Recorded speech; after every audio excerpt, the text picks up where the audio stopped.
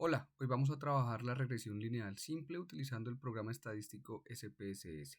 La regresión lineal simple se denomina simple puesto que involucra solo dos variables, una independiente y otra dependiente.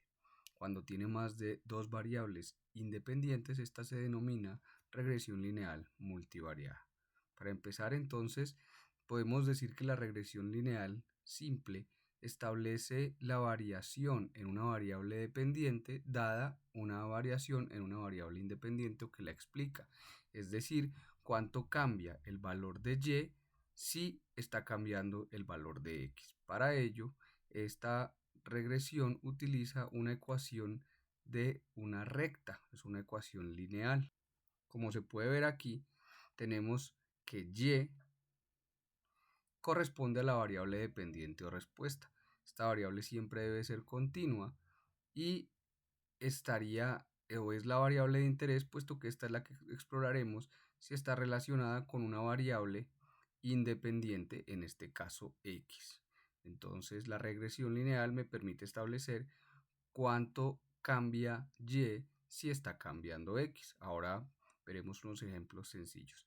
Entonces, esta ecuación incluye un a o constante, también denominado intercepto, puesto que en este punto es donde se corta el eje Y por la línea de tendencia. Esta A también se denomina en ocasiones beta 0. El otro componente es B.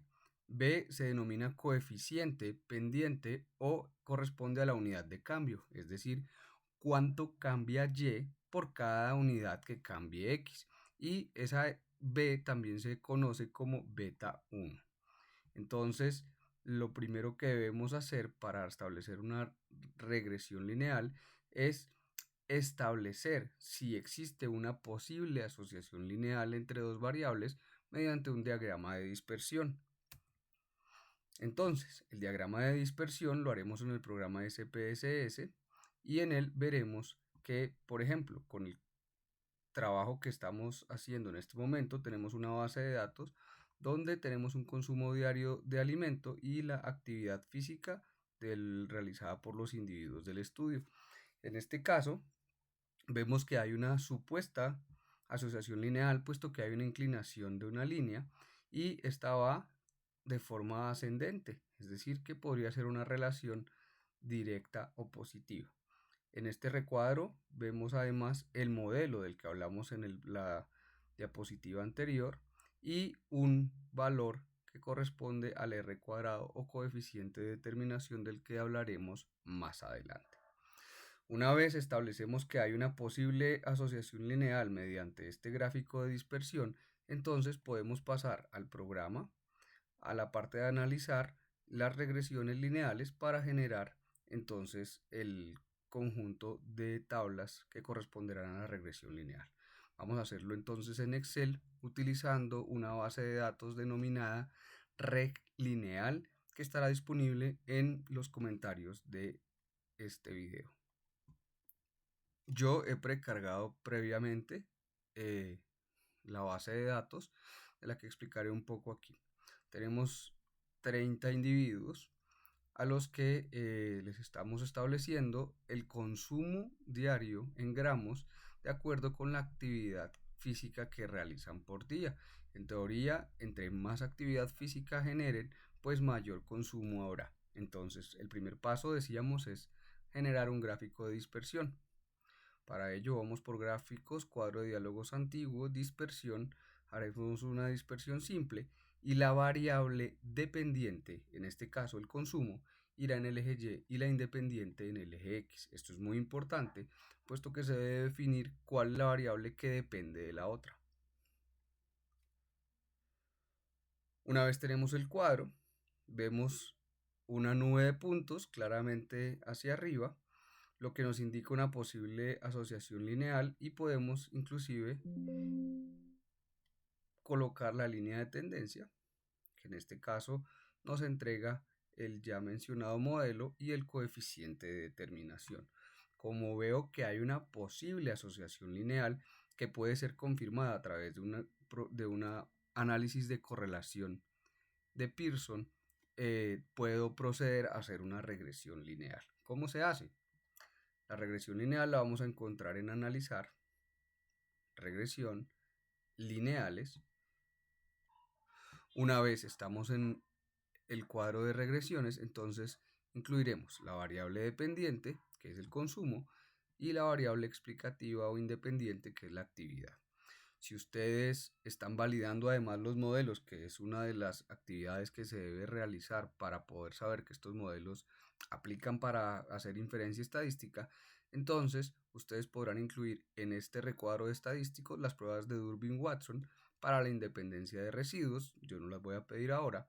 Y también puedo pedir los gráficos de los residuos estandarizados y los predichos para evaluar la homocedasticidad, y además puedo guardar los mismos residuos estandarizados y los pronosticados para poder hacer el cuadro que me permita evaluar homocedasticidad en caso de que se esté validando el modelo.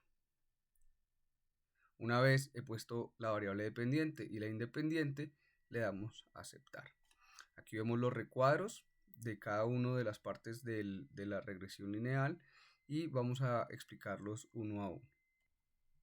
El primer recuadro corresponde al resumen del modelo y vemos en él un R. Ese R corresponde al coeficiente de correlación. El coeficiente de correlación es el mismo que se obtiene a través de una correlación de Pearson y su significancia deberá verificarse mediante ese tipo de análisis de correlación. Sin embargo, fácilmente podemos inferir aquí que se trata de una correlación positiva y bastante fuerte, pues es casi cercana, muy cercana al 1, 97.5% si lo multiplicamos este valor por 100. Eso quiere decir que hay una relación fuerte y que probablemente es significativa. Eso lo debemos corroborar mediante un análisis de correlación de Pearson. El siguiente recuadro al que debemos prestar atención es el R cuadrado. Tenemos dos R cuadrados, uno que dice ajustado y otro que está solo. El R cuadrado ajustado aplica solamente cuando estamos haciendo regresiones lineales multivariadas. En este caso, como trabajamos una regresión lineal simple, porque solo tratamos dos variables, una dependiente y una independiente, vamos solo a mirar el R cuadrado que está solo. En este caso, ese R cuadrado también se conoce como coeficiente de determinación y nos indica un valor de 95.1%. Previamente pues lo he multiplicado por 100 para obtener este valor. ¿Qué nos dice el 95.1%? Que el valor de Y está explicado en un 95.1% por la variable que representa X. En este caso podríamos hablar de que el consumo de alimento está explicado en un 95.1% por la actividad física de cada individuo. Este coeficiente también tiene valores similares a los de R, en este caso van de 0 hasta 1.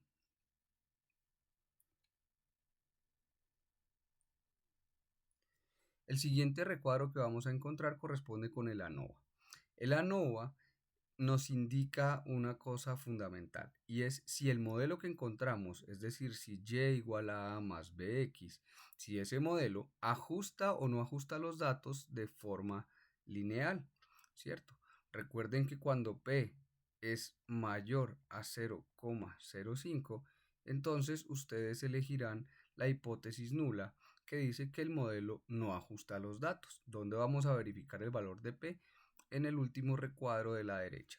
En este caso la ANOVA es menor a 0, el valor de la ANOVA es menor a 0.05, por lo que hay suficiente evidencia para rechazar H0 y conservar la hipótesis alterna, que diría entonces que el modelo ajusta los datos. Esto es ideal en todo proceso de regresión lineal. Siempre que esto no ocurra, hablaríamos de que las variables deben ser analizadas mediante otro proceso que no sea lineal. El siguiente recuadro que veremos es quizás el más importante, y es que con este recuadro encontraremos las variables que aportan al modelo y con esos valores podremos construir el modelo. Entonces, ¿cómo sabemos si las variables aportan al modelo o no? La constante, que era la letra denominada como A o beta 0, aportará al modelo si su valor de P es menor a 0.05. Yo aquí he dejado las hipótesis de forma muy somera y resumida para que sea más fácil comprender. Y si este valor es menor a 0.05, la constante aportaría al modelo. De lo contrario, si fuese mayor, no lo haría. Lo mismo con la actividad en minutos al día, la actividad física. En este caso, vemos que también es menor de 0.05, por lo tanto aporta al modelo. Es importante notar que el coeficiente de la variable actividad, por ejemplo, tiene un valor positivo. Como es positivo, podemos saber que la relación que tiene la actividad con la variable respuesta es directa, es decir, que a medida que x aumenta, y también lo hace. Si en ese coeficiente estuviese un valor negativo, entonces hablaríamos que la relación es negativa o indirecta, es decir, que a medida que x aumenta, y disminuye. Para la construcción del modelo, entonces, utilizaremos la constante, que será A, o beta 0, y el valor del coeficiente de la actividad, que es beta 1. Aquí los hemos reemplazado, o sea que Y, que es el consumo de alimento, es igual a 99.8 más 1.99 por el valor que tome la variable actividad. En este caso hay un ejemplo práctico aquí que he dejado para ustedes, y es que, por ejemplo, si hubiese un individuo con una actividad de 75 minutos, ¿cuánto sería el consumo de acuerdo con el modelo que construimos? Para ello, este 75 debería ser reemplazado donde está x y ejecutar la operación matemática, es decir, multiplicaremos 1.99 por 75 minutos y le sumaremos la constante. Con eso hallaremos que la cantidad de alimento que consumirá este individuo será 249.7 gramos. Finalmente, para aquellos que necesitan validar los modelos de regresión lineal, los supuestos son la linealidad, que la hicimos al principio cuando revisamos el diagrama de dispersión, o con el valor del coeficiente de correlación, o R. Además, si se piden los residuos, hay que hacer una prueba de normalidad de los residuos para poder establecer que son normales. También se debe tener una variación del error constante. Para eso se puede hacer un gráfico de residuos estandarizados y predichos para validar la homoelasticidad. Y por último, mediante la prueba de Durbin-Watson se puede evaluar la independencia de los residuos. Con esto daríamos por terminado todo el proceso de regresión lineal. Espero que haya quedado claro y cualquier cosa estaremos atentos en los comentarios.